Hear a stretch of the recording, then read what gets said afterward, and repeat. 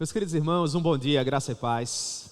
Amém. É um prazer poder servi-los nessa belíssima manhã que o Senhor nos concede, primeiro domingo do mês de junho. Hoje, com a graça do Senhor, nós estaremos cercando a sua mesa mais uma vez no sacramento da ceia. Será um tempo precioso. Em nome de Jesus. Eu gostaria que, por gentileza, você abrisse a sua Bíblia comigo em Atos, capítulo 2. Nós vamos dar continuidade do ponto onde o pastor Jorge Alberto concluiu no domingo anterior. Ele terminou o capítulo 1 com a eleição do apóstolo Matias, que ocupou o lugar de Judas Iscariotes. Nós vimos a maneira com que o Senhor organizou todas as coisas, a maneira com que o Judas foi substituído e a forma como a igreja seguiu caminhando naqueles dias iniciais, após a ressurreição e a ascensão do Senhor Jesus. Você não pode perder de vista que nós estamos no capítulo 2, exatamente 50 dias após a ressurreição do Senhor Jesus e há 10 dias desde que ele havia ascendido aos céus. Portanto, nós podemos marcar com algum grau de precisão o tempo histórico em que nós estamos dentro desses anos iniciais, desses passos iniciais da igreja cristã.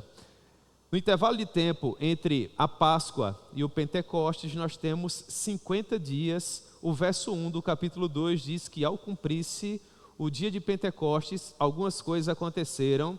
Esse será, portanto, o assunto que nós trataremos nessa bela manhã. Portanto, Atos, capítulo 2, verso 1, a palavra do Senhor nos diz assim: Ao cumprir-se o dia de Pentecostes, estavam todos reunidos no mesmo lugar. De repente, veio do céu um som, como de um vento impetuoso, e encheu toda a casa onde estavam assentados. E apareceram distribuídas entre eles línguas como de fogo, e pousou uma sobre cada um deles. Todos ficaram cheios do Espírito Santo e passaram a falar em outras línguas, segundo o Espírito lhes concedia que falassem. Ora, estavam habitando em Jerusalém judeus, homens piedosos, vindos de todas as nações debaixo do céu. Quando, pois, se fez ouvir aquela voz, afluiu a multidão que se possuiu de perplexidade, porquanto cada um os ouvia falar na sua própria língua. Estavam, pois, atônitos e se admiravam, dizendo: Vede, não são porventura galileus todos esses que aí estão falando? Como, porém, os ouvimos falar cada um em nossa própria língua materna? Somos partos, medos, elamitas, mesopotâmios, judeus, capadócios do Ponto e da Ásia, frígios e da Panfilha, egípcios, líbios, sirênios, romanos, judeus, prosélitos do judaísmo, cretenses e arábios. Como os ouvimos falar nossas próprias línguas as grandezas de Deus? Todos, atônitos e perplexos, interpelavam uns aos outros: Que quer dizer isto?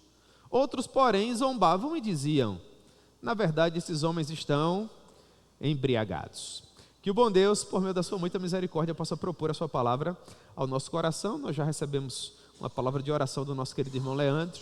Então vamos pensar um pouco esse texto, irmãos. Aqui nós temos uma belíssima promessa que está sendo cumprida, algo que alegra muito o nosso coração. O fato de saber que o nosso Deus é aquele que promete e, bem assim, aquele que cumpre. Aqui nós temos o cumprimento de uma promessa que nos havia sido feita desde os idos do Antigo Testamento e que foi reiterada a seu tempo pelo Senhor Jesus, que seria a vinda do Espírito Santo. O Espírito Santo que inaugura, comissiona e capacita a igreja. A igreja só é o que é em razão da atuação do Espírito Santo sobre ela e através dela. Nós temos uma promessa da vinda do Espírito Santo, por exemplo, no livro do profeta Joel. Joel, que coincidentemente é conhecido como o profeta do Espírito Santo. Joel capítulo 2, verso 28. Esse é um texto muito conhecido. Inclusive ele vai ser citado pelo apóstolo Pedro, ainda nesse capítulo 2. Palavras do profeta Joel: E acontecerá, depois, que derramarei o meu espírito sobre toda a carne. Vossos filhos e vossas filhas profetizarão, vossos velhos sonharão, e vossos jovens terão visões. Até sobre os servos e sobre as servas derramarei o meu espírito naqueles dias. Isso foi profetizado por volta do 9º século antes do Senhor Jesus. Depois, já no período da plenitude dos tempos, por ocasião do ministério público do Senhor Jesus, no Evangelho de Jesus Cristo segundo João, capítulo 14, a partir do verso 16, nós temos essa promessa sendo reiterada. O Senhor Jesus diz, João 14, 16, e eu rogarei ao Pai, e Ele vos dará outro Consolador, a fim de que esteja para sempre convosco. O Espírito da verdade, que o mundo não pode receber, porque não o vê, nem o conhece. Vós o conheceis, porque Ele habita convosco, e Ele estará em vós. Portanto, a presença do Espírito Santo em nós é condição sem a qual nós nos tornamos inoperantes. Qualquer coisa que viermos a fazer na obra de Deus, nós só temos efetivamente condição de fazer com a força que o Espírito Santo supre. Sem o Espírito Santo, nada de bom acontece. No Espírito Santo, qualquer coisa pode acontecer, porque para Deus não há nada impossível. Inclusive, o Senhor Jesus havia sido taxativo no que diz respeito ao cumprimento dessa promessa. A igreja só estaria apta a dar início à sua missão sobre a face da terra quando finalmente essa promessa fosse cumprida. É isso que Jesus diz no Evangelho de Lucas, capítulo 24, verso 49. Você possui esse texto aí no seu material, assim como os demais textos que eu citei até então. Lucas 24, 49. Palavras do Todo-Poderoso, ele diz: eis que envio sobre vós a promessa do meu Pai, permanecei, pois, na cidade, até que do alto sejais revestidos de poder. É disso que nós precisamos, irmãos. Era disso que a igreja precisava antes do Pentecostes, e é disso que a igreja precisa até os dias atuais. Sem o Espírito Santo, nós não podemos fazer absolutamente nada. Você deve se preocupar caso você atravesse dias áridos em sua jornada, em sua peregrinação até a cidade santa, sentindo, de certa forma, a ausência, por assim dizer, do Espírito Santo em sua vida. Se você passa dias a fio, sem ser levado à oração, à leitura devocional das Escrituras, se não há necessidade em você de ouvir um bom louvor, de ouvir uma boa exposição pública das Sagradas Escrituras, de retirar-se por algum momento para contemplar na criação a beleza e a grandeza de Deus, se o Espírito Santo não tem falado com você dessa forma, meu irmão, desagende os seus compromissos. Diminua o ritmo da sua vida, porque você precisa voltar ao hangar, você precisa passar por um processo de manutenção espiritual, porque essa necessidade deve ser premente. Sem o Espírito Santo, você não deve se ausentar do lugar onde você se encontra, porque sem o Espírito Santo não dá.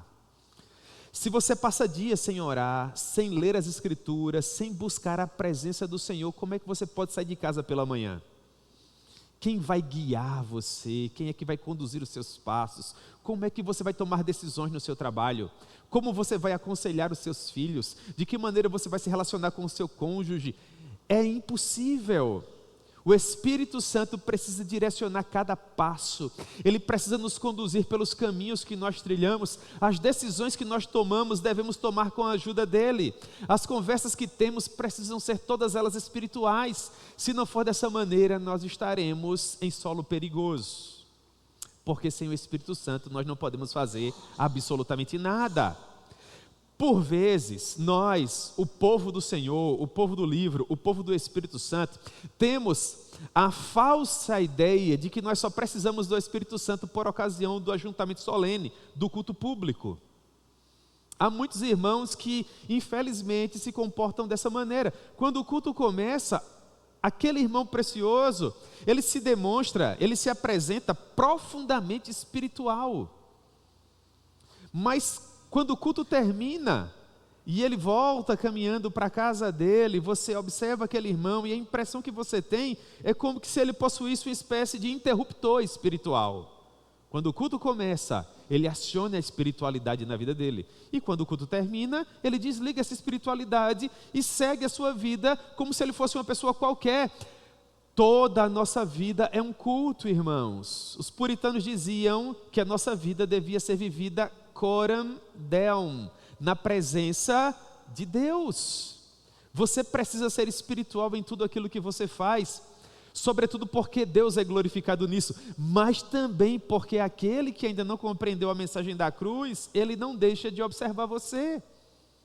Quando você está na sua empresa, na repartição pública onde você trabalha, ou mesmo no seu comércio, quando você caminha na rua onde você mora, as pessoas não deixam de considerar que você é crente.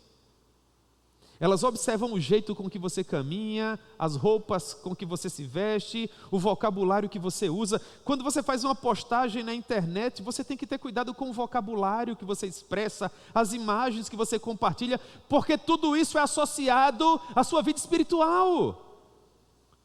Por vezes há tantos irmãos que, por não viverem sempre na presença de Deus, colocam lá uma postagem na internet e usam palavras indecorosas, chulas até, que até um ímpio tem vergonha de usar. E quando isso acontece, quem tem acesso àquela publicação não consegue ver mais nada daquilo que você desejou comunicar. Ele só consegue ver a sua falta de sabedoria. Mas olha aqui o fulaninho, isso é lá vocabulário para crente. E ainda que você não deseje, tudo isso já é associado à sua comunidade de fé e ao seu Deus. Porque se você tem responsabilidade na igreja, o próximo pensamento é, e canta no louvor. Aí você já prejudica o louvor. O pensamento subsequente, e cadê o pastor que não vê isso? Não se faz mais pastor como antigamente. Na minha época, alguém fizesse uma coisa dessa, já ia para o banco. Aí o pastor da igreja também não vale mais nada. Próximo pensamento, e essa igreja? Essa igreja é só a misericórdia de Deus. Olha a qualidade de crente que canta no louvor, ou que dá aula na salinha, ou que serve na portaria da igreja, ou que faz quaisquer outras coisas. Você percebe como você é responsável por aquilo que você é, por aquilo que você produz. É por isso que sem o Espírito Santo não dá. Sem o Espírito Santo, o seu testemunho no trânsito vai ser um achaque. O seu testemunho público onde você trabalha vai ser só a graça de Deus. Sem o Espírito Santo, o seu casamento vai ser uma lástima. A ideia que os seus filhos terão de relacionamento será seriamente prejudicada. Ninguém vai sentir o desejo de ser assim como você é, porque você, mais do que qualquer outro, precisa do Espírito Santo. Contudo, com o Espírito Santo é diferente. Volte para o exemplo de uma postagem na internet. Com o Espírito Santo você compartilha algo e as pessoas olham para aquilo ali e falam, glória a Deus, olha só, é uma coisa magnífica, glória a Deus, Deus falou comigo. Não é assim, irmãos?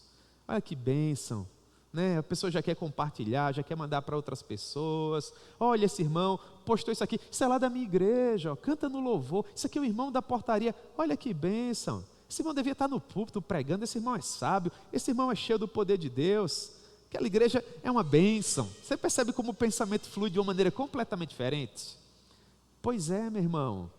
Sem o Espírito Santo não saia de Jerusalém, porque sem o Espírito Santo você não pode absolutamente nada, eu não posso, ninguém pode.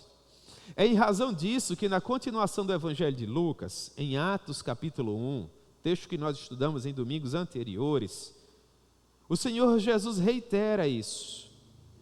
Ele diz, Atos capítulo 1, verso 3, acompanhe aí no seu material, acompanhe aqui na TV. A estes também, leia-se aos apóstolos, depois de ter padecido, se apresentou vivo, com muitas provas incontestáveis, aparecendo-lhes durante 40 dias. Perceba, no capítulo 1 do livro de Atos, você inclusive já marcou na sua Bíblia e no seu material, nós estamos no dia 40. Jesus se apresentou vivo por meio de provas incontestáveis que ele havia ressuscitado. Todavia, no capítulo 2, que nós estamos estudando a partir de hoje, nós estamos no dia 50. Ok? E falando das coisas concernentes ao reino de Deus, e comendo com eles, determinou-lhes. Perceba, Jesus não sugeriu, Jesus não disse, eu acho que vocês devem permanecer em Jerusalém até que do alto vocês sejam revestidos de poder. Jesus não fez uma mera sugestão, Jesus não compartilhou uma opinião, não se trata de um mero conselho que você ou obedece ou deixa de obedecer, não. Jesus foi taxativo, ele determinou, ele ordenou, determinou-lhes que não se ausentassem de Jerusalém, mas que esperassem a promessa do Pai, a qual disse ele, de mim ouvistes, porque o João, na verdade, batizou com água, mas vocês serão batizados com o Espírito Santo, não muito depois desses dias. Nesse contexto, fica claro que sem o Espírito Santo, a igreja não pode realizar absolutamente nada. Na verdade, ela não pode nem se ausentar de onde ela está, porque sem o Espírito Santo, agora eu pergunto a vocês, caso a igreja se movimente, ela vai para onde? Caso a igreja faça algo, ela vai fazer o quê? Sem o Espírito Santo, irmãos, isso aqui não passa de um ajuntamento qualquer. O que nos torna igreja é a presença do Espírito Santo em nós. Por isso, o principal meio de graça é a exposição pública da palavra. Porque caso nós percamos essas características que nos distinguem de todos os demais grupos, nós podemos nos tornar uma escola, uma ONG ou qualquer outra coisa, mas nós não seremos igreja. Igreja é o povo do Espírito Santo. Igreja é o povo que prega a palavra.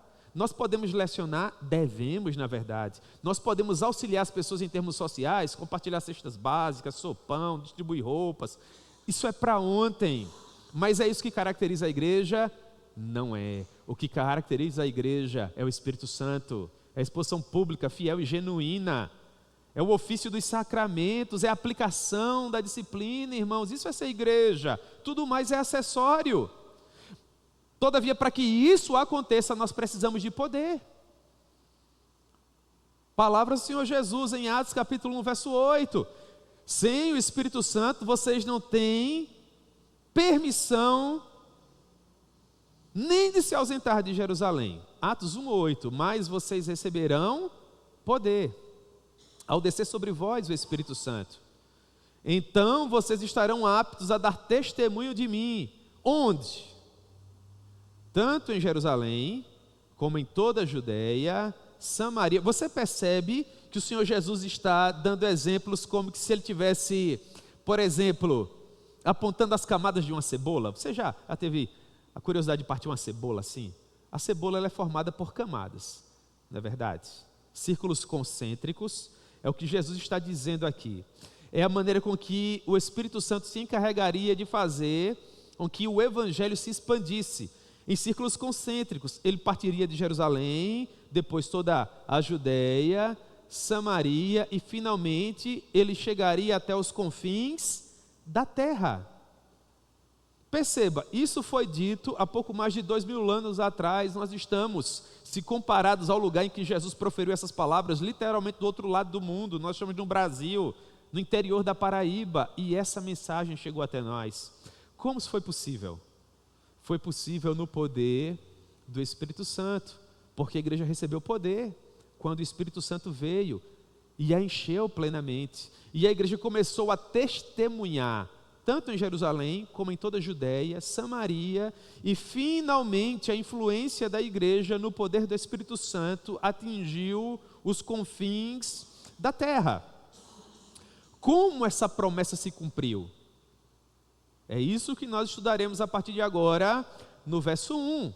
O verso 1 do capítulo 2 nos fala o que aconteceu no dia 50 após a ressurreição do Senhor Jesus. A ressurreição do Senhor Jesus aconteceu no domingo de Páscoa. E agora nós estamos na festa das semanas, na festa da colheita ou festa das primícias, como o Pentecostes era conhecido. O verso 1 diz: ao cumprir-se o dia de Pentecostes, estavam todos reunidos no mesmo lugar. Primeiro ponto em destaque aí no seu material: ao cumprir-se o dia de Pentecostes. O dia de Pentecostes acontecia no dia da festa das colheitas. Era o princípio da cega dos campos que haviam sido semeados pelo povo do Senhor. Daí chamasse festa das primícias ou festa das semanas. Por que festa das semanas? Porque Deus havia ordenado 7 semanas. Então, 7 semanas, multiplicado por 7 dias a cada semana, 7 vezes 7, 49. No dia 50, seria comemorado, portanto, as primícias ou Pentecostes. O apóstolo Paulo associa a festa das primícias ao fato do Senhor Jesus ser a primícia, ou as primícias daqueles que dormem. Jesus foi o primeiro a ressuscitar, inaugurando o caminho para que muitos outros pudessem finalmente ressuscitar. Portanto, finalmente, ao chegar o dia 50, daí o termo Pentecostes, finalmente a promessa se cumpriu. Segunda informação importante, todos estavam reunidos no mesmo lugar. O que significa dizer que os discípulos estavam obedecendo estritamente aquilo que lhes havia sido ordenado. E aqui há uma outra característica muito interessante de quem de fato é a igreja. Porque a igreja não é esse prédio, isso aqui é um local público de adoração, irmãos. A igreja somos nós, todos nós sabemos disso. Eu disse para vocês que uma característica inafastável da igreja é o fato de que ela é o povo do Espírito Santo, é o povo do livro. Mas uma terceira característica indelével, inafastável, inegociável da igreja é o fato de que quem é igreja obedece. Os discípulos não ficaram ponderando com Jesus, tentando medir forças com ele, numa espécie de queda de braço espiritual. Mas ficar em Jerusalém, por quê? Mas com base em que ele nos manda ficar em Jerusalém? Mas por que é que a gente não pode ir? Ele só diz que a gente não pode ir, mas não explica. Nós somos muito disso hoje, né, irmãos? Nós temos dificuldade em obedecer. E nós, de certa forma, improperamos, engessamos, prejudicamos o andamento da igreja. Eu sei que você não deve obedecer a um tipo de ordem absurda, mas às vezes nós ponderamos tanto, nós implicamos tanto, nós queremos ter acesso a tantos detalhes e tantas informações que daqui que uma ordem seja obedecida, o tempo de qualidade para o cumprimento daquela ordem, o prazo de validade daquela ordem, já perdeu toda a razão de ser, não tem mais pelo que se obedecer. Por que os discípulos obedeceram? Porque é a palavra de Deus, irmãos, porque foi o Senhor que ordenou. É nesse sentido que a igreja deve obedecer. Se o princípio é bíblico, se o objetivo é glorificar a Deus, meus irmãos, vamos lá e obedeçamos. Os discípulos estavam todos reunidos no mesmo lugar porque o Senhor Jesus mandou uma das mais belas características da igreja, que a igreja obedece.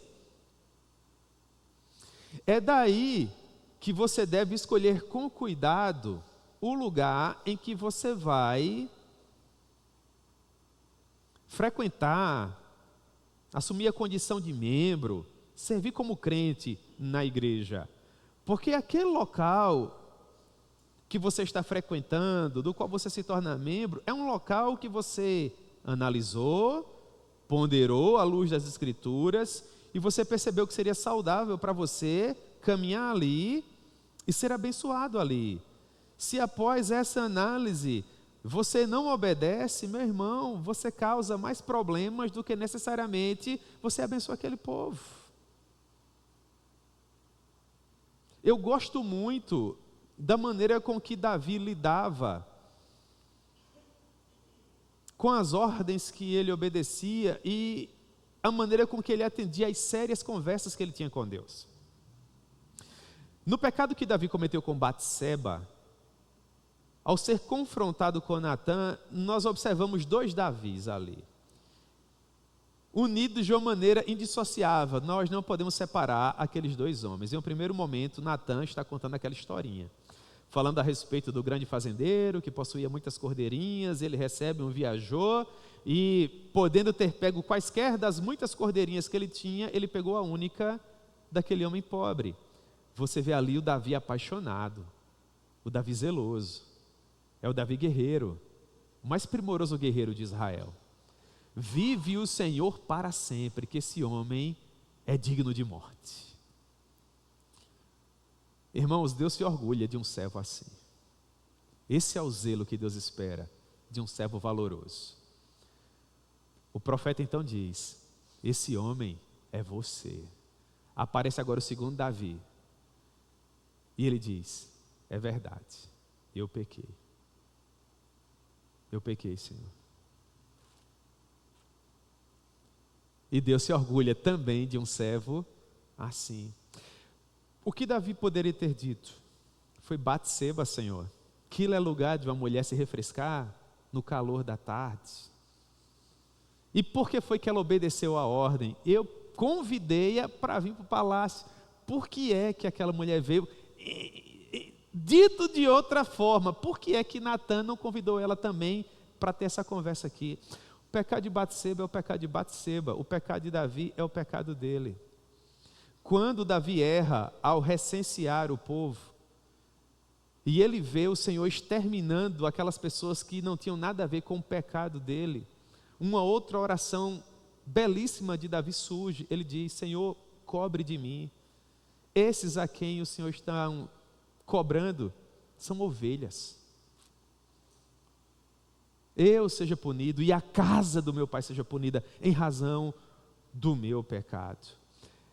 Aqui nós observamos um homem que obedece e um homem que reconhece quando não obedece. É disso que nós precisamos, irmãos.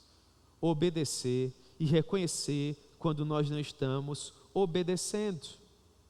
Estavam todos reunidos no mesmo lugar. Estavam os 12 discípulos. Aí você já soma o Matias, que havia acabado de ser eleito no lugar do Judas Iscariotes, e aquelas 120 outras pessoas mencionadas no capítulo 1, escolhidas por Deus para participarem desse evento glorioso. Portanto, a igreja obedecia na íntegra às palavras de Jesus, ela esperava pelo Espírito Santo. O que nos leva a considerar que a igreja, até então, não determinou absolutamente nada. A igreja não pautou na agenda do Senhor quando o Pentecostes aconteceria, quando aquele milagre finalmente viria. Não, irmãos, a igreja não tem esse poder. Nós não temos o direito ou mesmo a autoridade de colocar uma faixa na frente da igreja dizendo: sexta-feira é o culto do milagre. Nós devemos ansiar pelo milagre, nós devemos vir até a igreja em uma sexta-feira, por exemplo, com a santa expectativa em nosso coração de que um Deus de milagres, ao qual nós servimos, pode realizar um milagre naquele dia. Nós só não podemos agendar, nós só não podemos dizer para Deus o que Ele vai ou não vai fazer naquele culto.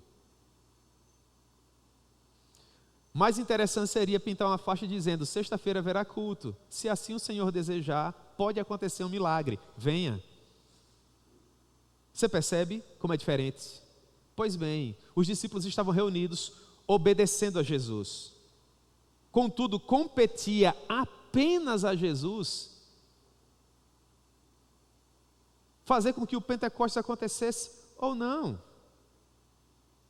E louvado seja o nome do Senhor, porque aprove a Ele permitir que acontecesse. O verso 2 diz: de repente. É essa ideia de repentinamente, é essa ideia sem que ninguém esperasse, é essa ideia de que você não marca, você não pauta, você não agenda. De repente veio do céu um som, como de um vento impetuoso, e encheu toda a casa onde estavam assentados. Considere o fato de que não se tratou de fato de um som. Os discípulos ouviram um barulho que no entendimento deles seria semelhante a de um som impetuoso, e não necessariamente um poderoso vento. O vento aqui seria como os sinos que eram sobretudo usados na Idade Média, são usados ainda hoje, e que tinham como função atrair as pessoas para um local específico para que eles participassem de um ato público, de um serviço.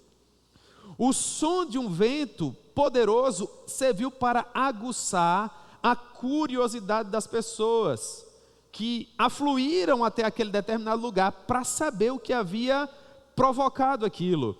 E uma vez que as pessoas chegaram até aquele local, eles viram aqueles discípulos reunidos no cenáculo e línguas, verso 3, que apareciam distribuídas entre eles, línguas como que de fogo, e essas línguas pousavam sobre cada um deles.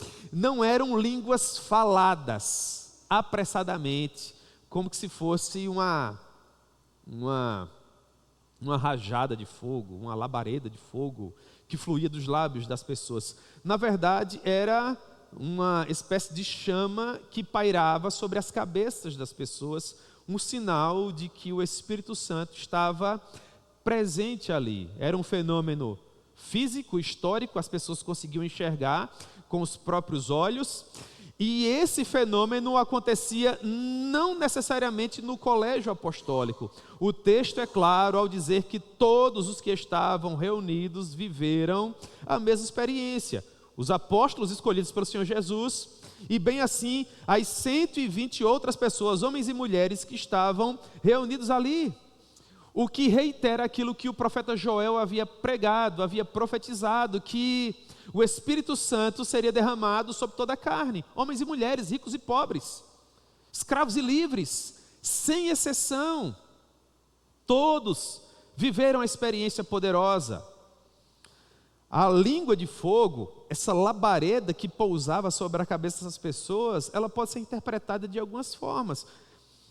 O Espírito Santo se manifestou por meio de fogo algumas vezes no Antigo Testamento, como por exemplo na sarça, por ocasião do encontro de Moisés com o Senhor, traz a ideia de purificação. O Todo-Poderoso diz: Moisés, retire as sandálias dos seus pés, porque o local em que você se encontra é santo.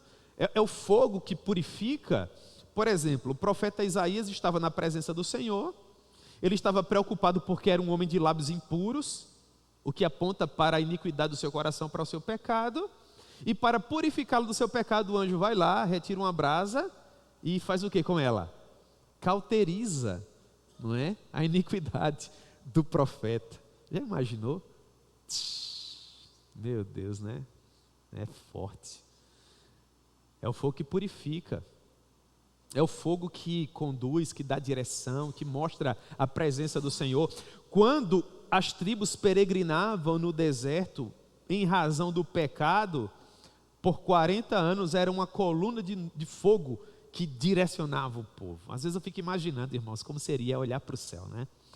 E ver aquele fogaréu no horizonte. Deve ser algo poderoso, sim ou não? A gente olha para um pôr do sol e nós ficamos impactados, não é? Olha que magnífico o pôr do sol. Imagina o fogaréu, coluna de fogo. Pois é, esse é o nosso Deus. Como não poderia ser diferente, todas as pessoas ficaram perplexas.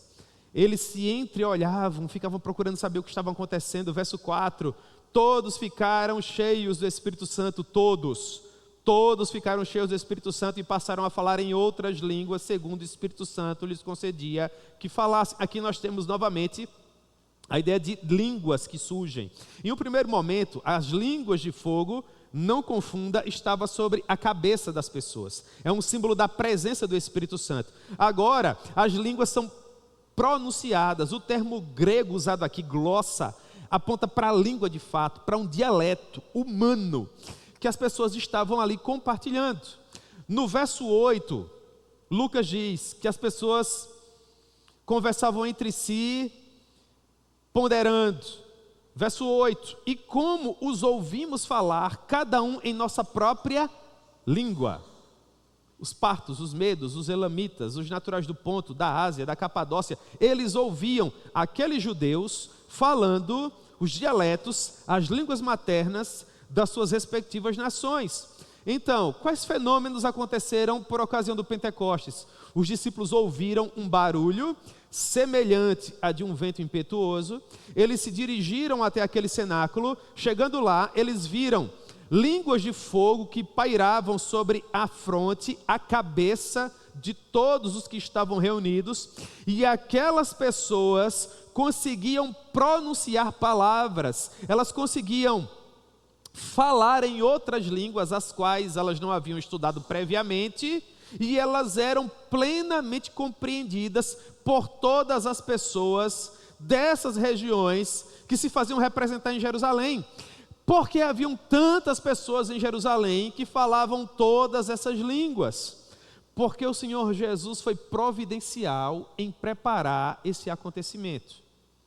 Você deve lembrar que haviam 3 festas em que o povo do Senhor precisava obrigatoriamente viajar até Jerusalém: Tabernáculos, Páscoa e Pentecostes. Pentecostes acontecia exatos 50 dias após a Páscoa. Não seria incomum que, para economizar, dentre outros motivos, as pessoas permanecessem em Jerusalém entre uma festa e outra, entre a Páscoa e o Pentecostes. Assim como não seria incomum, naturalmente, que as pessoas tivessem retornado para suas casas e depois viajado novamente até Jerusalém. O fato é que estavam na cidade galileus, partos, medos, elamitas, mesopotâmios, judeus, capadócios, pessoas oriundas do Ponto, da Ásia, da Frígia, da Panfilha, do Egito, da Líbia, de Cirene, cretenses, romanos, arábios, enfim. Aqui nós temos, de maneira exemplificativa, Lucas dizendo quais nações estavam ali representadas. E essas pessoas estavam ali porque Deus planejou que assim acontecesse. Seria mais fácil dessa informação ser divulgada, porque havia tanta pessoa reunida e elas perfaziam regiões tão vastas que quando finalmente elas voltassem para suas respectivas realidades, elas levariam informação de tudo isso que aconteceu ali. Portanto, foi tudo devidamente planejado, né? Qual o efeito do Pentecostes? Nós vimos até agora quando e como o Pentecostes aconteceu. Quais os efeitos do Pentecostes? O que acontece depois? Nós vamos iniciar nesse domingo e vamos continuar no próximo domingo. Verso 5. Ora, estavam habitando em Jerusalém judeus, homens piedosos, vindos de todas as nações debaixo do céu. Portanto, quando aquelas pessoas das mais variadas regiões do mundo ouviram falar acerca de tudo aquilo que estava acontecendo, a curiosidade aumentou ainda mais. Lucas nos dá uma ideia da perplexidade que perpassava o coração daquelas pessoas. Ele diz, verso 6: quando, pois, se fez ouvir aquela voz, afluiu a multidão, que se possuiu de perplexidade, porquanto cada um os ouvia falar na sua própria língua. A palavra sorquel, a palavra perplexidade, aponta para uma espécie de perturbação da mente. As pessoas estavam confusas, elas queriam saber o que estava acontecendo. Elas diziam umas às outras, mas esses homens não são galileus? Verso 7. Como é que eles conseguem falar dessa forma? Como nós conseguimos ouvi-los falar distintamente a nossa própria língua materna? Então eles dão uma ideia de quais etnias estavam ali. Versos de 9 a 11. Nós somos partos, medos, elamitas, mesopotâmios, judeus, capadócios, do Ponto e da Ásia, frígios, panfilhos, egípcios, líbios, cirênios, romanos. Como é que nós conseguimos ouvir essas pessoas falarem em nossas próprias línguas as grandezas de Deus? Irmãos, às vezes nós gastamos uma energia tamanha discutindo sobre as línguas, mas na minha maneira de ver é muito mais interessante para nós percebermos que essas pessoas, mesmo que em outras línguas, falavam as grandezas de Deus. Eles não ficavam recitando a receita de bolo, ou lendo uma bula de remédio, ou o jornal do dia. Eles ficavam falando a respeito de como Deus é magnífico, de como Deus é grandioso. E aqui nós observamos a missão precípua, principal do Deus Espírito Santo. Os dons do Espírito não servem para enfatizar a pessoa que se utiliza deles. Os dons do Espírito servem para glorificar a pessoa bendita do Filho, do Senhor Jesus. Todos aqueles que participavam daquele fenômeno glorioso engrandeciam a Deus a partir do dom que estavam usando. É isso que nós precisamos fazer, mesmo nos dias atuais. Usar os dons e o talento que nós recebemos para a glória de Deus, irmãos, e não para o nosso próprio crescimento pessoal, monetário, social. O dom que nós temos não é para nós mesmos, o dom que nós temos é para o serviço do povo e para a glória de Deus. Então há problemas que precisam ser tratados aqui. O primeiro problema é que se você tem o dom, você precisa usá-lo. Esse é um extremo. É a pessoa que tem o dom, mas não usa o dom. É aquele que enterra o talento. E se você é mais maduro na fé, se você caminha em uma comunidade evangélica, à semelhança da nossa há algum tempo, você sabe o que acontece com aquele que recebe uma mina, com aquele que recebe um talento e o enterra. Ele vai ser cobrado no final. Na parábola contada pelo Senhor Jesus, a pessoa tentará explicar dizendo: é porque tu és um Deus tão zeloso, tu és tão cuidadoso com aquilo que é teu, com aquilo que possuis, que eu preferi não usar e te devolver da maneira como recebi. A pessoa acha que esse tipo de justificativa vai servir, vai contar. Serve, conta, não serve e não conta. Assim como não vai servir e não vai contar, caso eu não desejo que isso aconteça, é um mero exemplo. Mas caso você chegue naquele grande dia perante o Senhor para justificar de que maneira você viveu, dizendo para Ele: eu não usei o talento que me destes porque eu era muito tímido, Senhor. Não, Senhor, eu não usei o talento que tu me destes porque eu não tinha oportunidade na igreja que eu frequentava. Eu não usei o talento que tu me destes porque uma vez eu tentei usá-lo e alguém riu. Eu não me senti bem, eu fiquei chateado, então nunca mais eu toquei, nem cantei, nem evangelizei, nem preguei. Você acha que uma desculpa como essa vai justificar tamanho desperdício de alegria? Anos e anos e anos em que você deveria ter contribuído muito, e infelizmente não contribuiu. Entenda que nós não estamos falando de salvação aqui. Salvação é conseguida de outra forma. Você não contribui com ela. Nós estamos falando de pessoas salvas, que não aproveitaram a jornada, que não viveram da maneira como deveriam ter vivido, e que agora estão conversando com o seu Deus, prestando contas com Ele. E Deus pode, irmãos, em sua santa sabedoria, propor alguns motivos pelos quais você poderia ter feito algo mais. Mas por que você não se esforçou mais? Por que você não lutou mais? Por que você não conversou com alguém? Por que você desistiu tão rápido, tão fácil? Por que houve tão pouca luta, tão pouca batalha em você? Meus irmãos, uma vida de relevância para a glória de Deus não se consegue de uma hora para outra. Até aquele irmão precioso que recebeu o talento mais extraordinário, ele precisa aperfeiçoar aquilo que ele recebeu. Ninguém dorme sonhando em ser um bom pregador e no dia seguinte acorda Hernando Dias Lopes. Se trata de um processo de erros e acertos em que você vai sendo trabalhado por Deus, até que finalmente daquele pedaço bruto de carvão, Deus extrai um diamante. Se ao longo de toda uma vida, envolto a um verdadeiro processo, por vezes é no final da jornada que alguma coisa boa acontece, que algo de bom sai, imagine se você desiste logo no começo, se há pouca luta, se há pouca guerra em você. Quando nós verdadeiramente amamos uma coisa, nós lutamos por ela. Nós conhecemos jovens que literalmente abrem mão de comunhão com toda a família em razão do namorado, do noivo, de um casamento. Não é assim? O papai e a mamãe falam: não dá certo, não é bênção.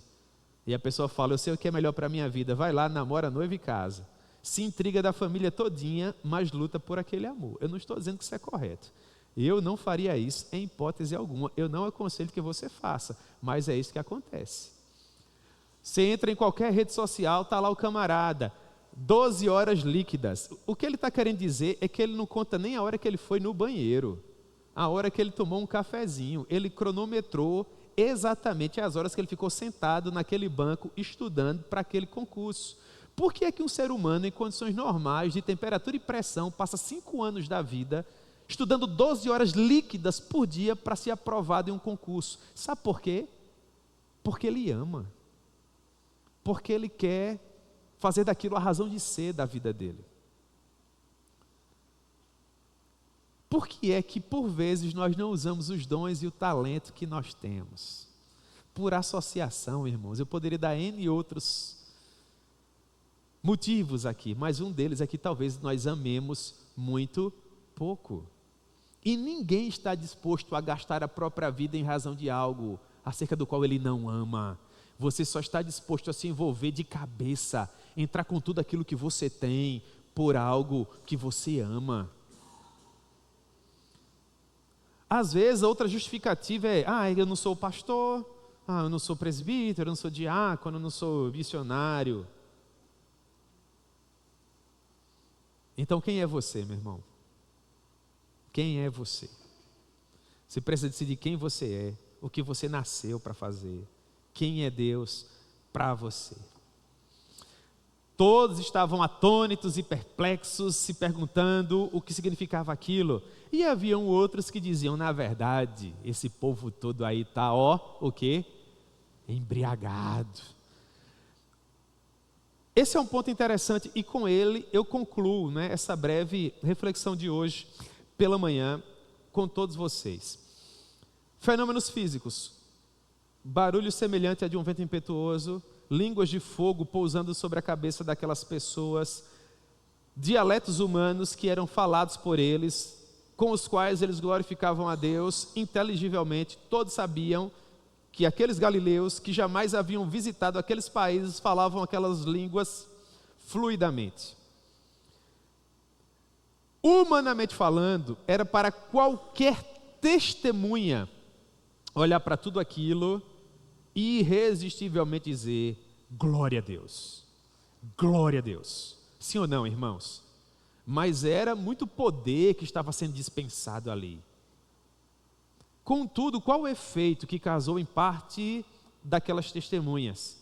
Mesmo vendo o Espírito Santo do Senhor atuando de forma tão extraordinária, suficiente, eficaz, o Pentecostes foi um fenômeno que aconteceu de uma vez por todas. Ele aconteceu uma vez, jamais se repetiu, jamais se repetirá, de tão extraordinário e poderoso que foi. Ele foi pensado, planejado e executado por Deus para acontecer uma única vez.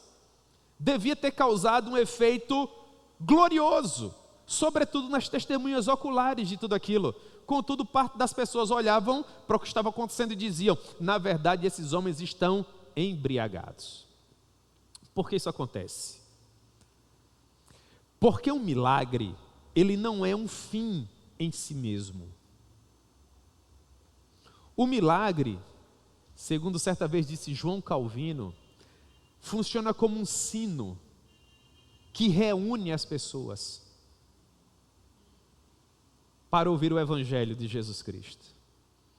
Um milagre por si só, tudo o que pode fazer, se bem que isso é preciosíssimo, é tornar alguém que outrora era cego em alguém que enxerga, o que era coxo volta a andar, o que estava perdido foi encontrado, o que morreu ressuscitou. Isso é um milagre.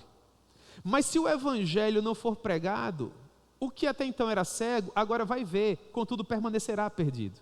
O que era coxo vai conseguir andar, mas ele vai conseguir andar estando perdido. O que havia morrido, agora ressurreto, vai seguir vivendo, mas quando ele morrer novamente, ele vai para onde? É por isso, irmãos, que o maior de todos os milagres, na minha maneira de ver, é a salvação.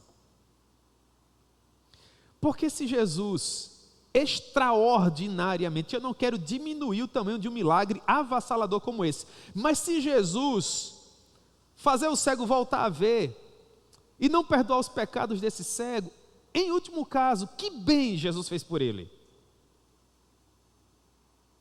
Se a pessoa volta a andar, mas não caminha em direção à cidade santa, para passar a eternidade com Jesus na glória, na verdade ela foi curada para caminhar para onde?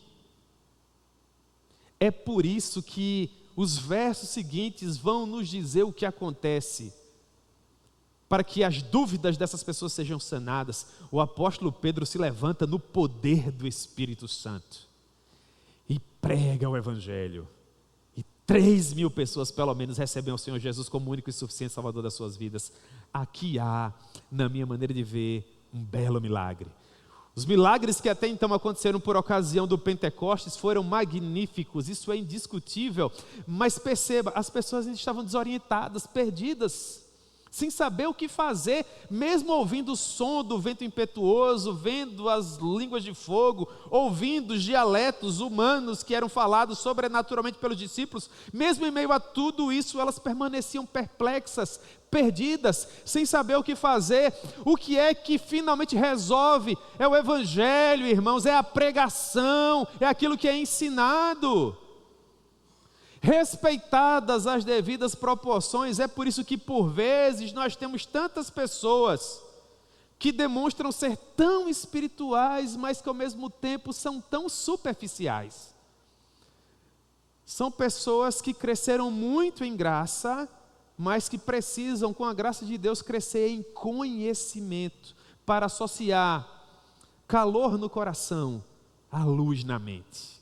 É disso que nós precisamos. Dizia o pregador do século XVIII, nós precisamos de luz em nossa mente, mas precisamos de fogo em nosso coração. Nós precisamos crescer em graça, assim como precisamos crescer em conhecimento. As testemunhas do Pentecostes estavam crescendo muito em graça, vendo fenômenos sobrenaturais gloriosíssimos, mas elas careciam de crescer em conhecimento porque não sabiam o que fazer com o seu coração aquecido. Veio o apóstolo Pedro, na força do Espírito Santo, prega o Evangelho e ilumina a mente daquelas pessoas. Aí sim, elas agora estavam crescendo em graça, mas também estavam crescendo em conhecimento. Eu gostaria de convidar o louvor, nós vamos louvar a Deus. E enquanto o louvor se aproxima, eu quero dizer para vocês como nós podemos crescer de uma maneira equilibrada, equalizando graça a conhecimento. E essa é a lição que o crente maduro precisa considerar. Isso, por vezes, falta muito no crente maduro, naquele irmão que tem 20, 30, 40 anos de igreja. Meus irmãos, a ponte que liga a graça a conhecimento se chama quebrantamento. Quebrantamento. Essa semana, eu estava fazendo uma das minhas leituras devocionais na Palavra do Senhor, naquela leitura anual. Eu não sei se você já faz, mas você deve fazer, caso ainda não faça, para ler a Bíblia completa em um ano. Essa semana, aprove ao Senhor fazer com que eu estivesse lendo Deuteronômio capítulo 8. E Deuteronômio capítulo 8 fala do perigo que nós corremos de nos esquecermos de onde nós saímos. Crescermos em graça, crescermos em conhecimento, mas perdermos em quebrantamento. Quando um crente, preste atenção, esse é o momento, olhe para o pastor. Quando um crente se esquece de onde ele saiu, ele começa a achar que tem muitos direitos, que ele deve ser muito valorizado, que aquilo que ele faz, que a presença dele é muito importante. Inclusive, alguns desses crentes até chegam a achar que se eles saírem da igreja, a igreja vai se acabar. Lê Deuteronômio capítulo 8 com isso em mente. Nós servimos a um Deus, irmãos, que não precisa de nada. Ele não precisa de ninguém. Tudo é graça. Preocupado com isso, Moisés, servo do Senhor, diz: cuidado, quando vocês estiverem na terra que mana leite e mel, para não acharem que foi o braço de vocês que trouxe vocês até aqui. Cuidem para não esquecer que foi o Senhor que lhes tirou da terra de escravidão, que lhes conduziu pelas areias escaldantes do deserto e que fez as muralhas de Jericó caírem. Foi o Senhor, irmãos. Quando 20 anos se passarem e você for um crente maduro, cheio de responsabilidades na igreja, lembre que foi o Senhor. Quando você for uma pessoa de conceito, quando você pregar nos maiores congressos, quando o seu nome for conhecido, lembre que foi o Senhor. Você, meu irmão, você não é nada. Deus é tudo.